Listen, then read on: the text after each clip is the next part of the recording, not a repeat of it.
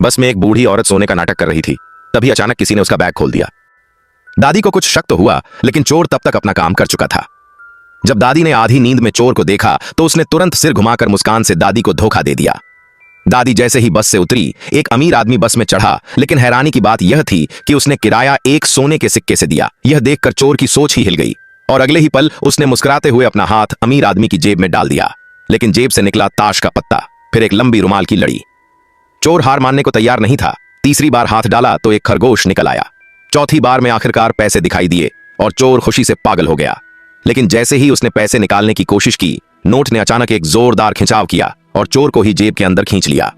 हैरानी की बात यह थी कि अंदर एक अलग ही छोटा सा जादुई संसार था और चोर को बिल्कुल भी पता नहीं था कि वो पहले ही जादूगर के जाल में फंस चुका है। वहां वह नोट के साथ बिल्ली चूहे का खेल खेलने लगा, लेकिन इस जादुई दुनिया में वह नोट को भला कैसे हरा सकता था। नोट 3 गिलासों में छिपकर अदला बदली करने लगा और चोर ने किसी तरह सही गिलास पहचान लिया। लेकिन अगले ही पल गिलास ने उसे पूरी तरह ढक लिया और उसे चक्कर दिलाते हुए एक जादुई बॉक्स में गिरा दिया। अचानक वहां से 30 मीटर लंबी 3 तरबूज काटने वाली तलवारें आ गईं। चोर टुकड़े टुकड़े होकर फिर से जुड़ गया, मगर उसे अब भी समझ नहीं आया कि वो बस खिलौना बन चुका है। फिर नोट एक जादुई टोपी में छिप गया और जैसे ही चोर ने उसमें हाथ डाला, दर्जनों खरगोश बाहर निकल आए। नोट आखिर में छिपा था। इसके बाद नोट उसे ताश की भूल भुलैया में ले गया, जहां उसने 39 बार शफलिंग और ठोकरें सही। आखिरकार चोर ने नोट को पकड़ ही लिया और तभी नोट उसे लेकर जेब से बाहर निकल आया।